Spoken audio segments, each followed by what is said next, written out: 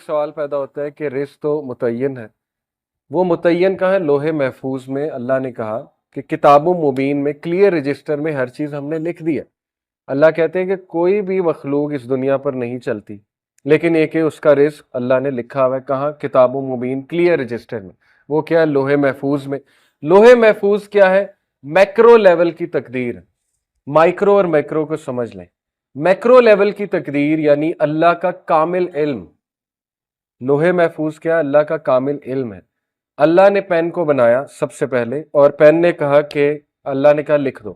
Pain نے کہا کیا لکھوں میرے رب؟ اللہ نے کہا جو کچھ ہونے والا ہے اے ٹو زی، جب سے بگننگ ہے، بگننگ ٹل اینڈ لکھ دو۔ پین نے اللہ کے نالج کے بیسس پہ لکھ دیا۔ لوح محفوظ جو کہ کتاب مبین ہے یا ام الکتاب ہے یا اسے بہت سے اس کے نام ہے، تو وہاں پر یہ بھی لکھا ہوا ہے کہ اس بندے کی مائکرو تقدیر جسے ہم کہتے ہیں، جو پہلے آسمان کے لیول پہ فرشتے بیٹھے ہیں وہ لکھتے ہیں۔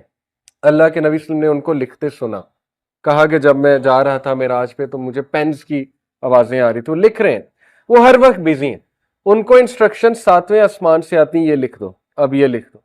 لیلۃ القدر کی رات جو ہے ان کو بتایا جاتا ہے یہ چیز چینج کرو، یہ ایڈیٹنگ کرو، یہ بندہ یہ دعا کر رہا ہے، نیک عمل کر رہا ہے، ڈیلی بھی وہ بزی ہیں، ڈیلی ڈکری بھی ہوتی ہے، ہمارے اعمال پہ ڈیپینڈنٹ ہے۔ مثال کے طور پہ ہمیں آج ایک چیز ملنی تھی، ہمارے کسی گناہ کی وجہ سے رک جاتی ہے، اس کو کہتے ہیں تقدیر، اس کو کہتے ہیں کہ وہ چیز آپ کو گناہ کی وجہ سے نہیں ملی۔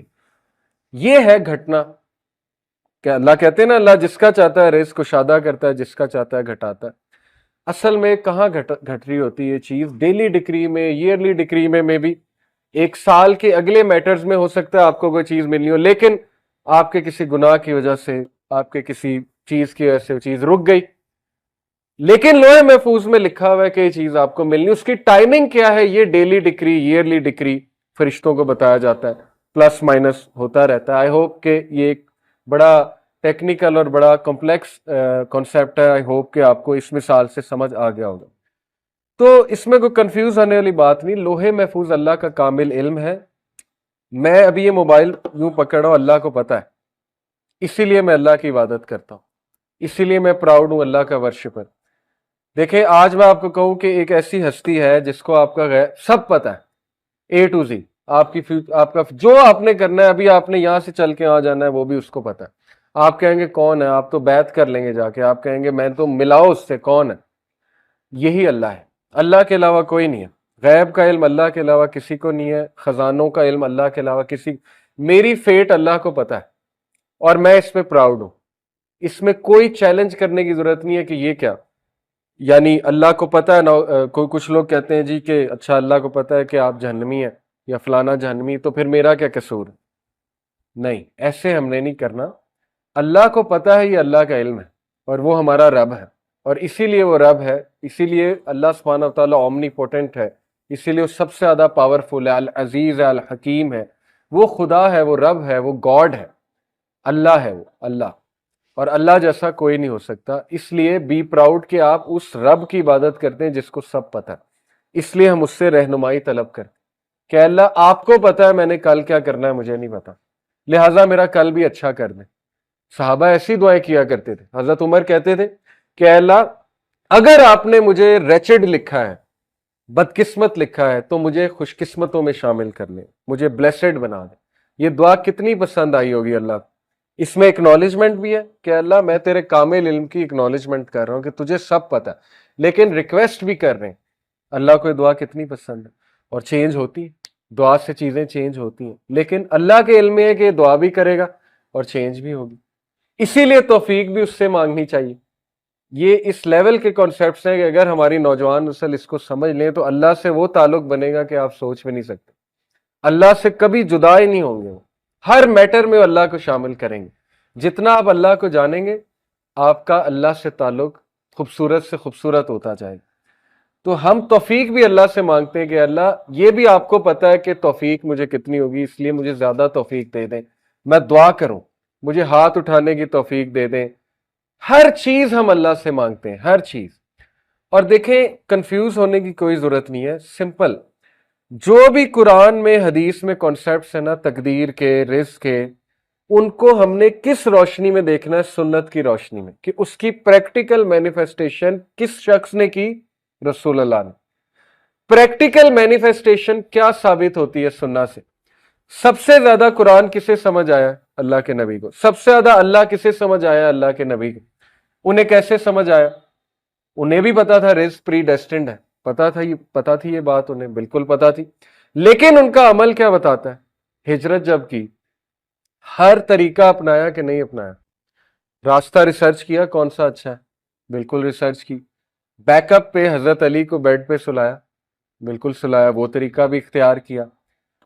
راستے میں جو کھانے پینے کا بندوبست تھا وہ بھی کیا، بالکل کیا۔ ساری ریسرچ کی، بالکل کی۔ غزوہ خندق کی مثال نے، بہت سی مثالیں ہیں، میں چند ایک دے رہا ہوں۔ اسباب اختیار کیے، بالکل کیے۔ سپائز کو، حضرت حذیفہ بن یمان کو ایز اے انٹیلیجنٹ سپائے، جو کہ بالکل جائز ہے، جنگ کے موقع پہ بنایا، بھیجا، سارا جو ہے وہ جا کر ان سے انفارمیشن ایکسٹریکٹ کروائی۔ اس کے بعد ایک پروپیگنڈا بھی جو ہے وہ جائز، جو پروپیگنڈا ہوتا ہے وہ بھی اختیار کیا کہ مشرکین کو اور جیوز کو آپس میں ذرا ان میں پھوٹ ڈالی جائے۔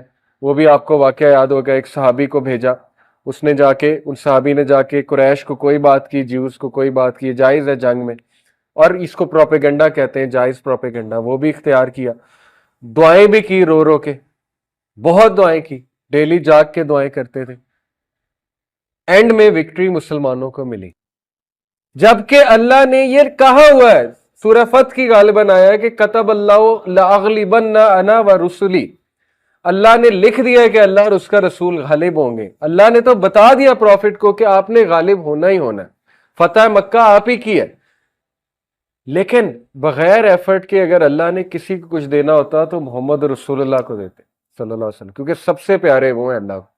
لیکن ان کی 23 سالہ ایفرٹس آپ کے سامنے، فتح مکہ کے لیے پروسیس پورا تھا، اور وہ پروسیس سے گزارنا وہی ہے۔ اللہ کہتے ہیں نا کہ صحابہ کو کیوں اس پروسیس سے گزارا؟ تاکہ ہم ان کو پاک کر دیں، تاکہ ہم چھانٹی کر دیں ان میں سے کون جو ہے وہ منافق ہے اور کون جو ہے وہ نیک ہے، جو پروفٹ صلی اللہ علیہ وسلم کے فالوورز تھے۔ یہ اللہ کے طریقے ہیں۔ بہرحال سننا سے کلیئر کنسیپٹ آ جاتا ہے ہمارے پاس کہ ایفرٹ، سٹرگل ہمارے نبی نے جب کی، تو ہم کون ہوتے ہیں کہنے والے کہ نہیں ہم ایفرٹ نہیں کریں گے، ہم سٹرگل نہیں کریں گے؟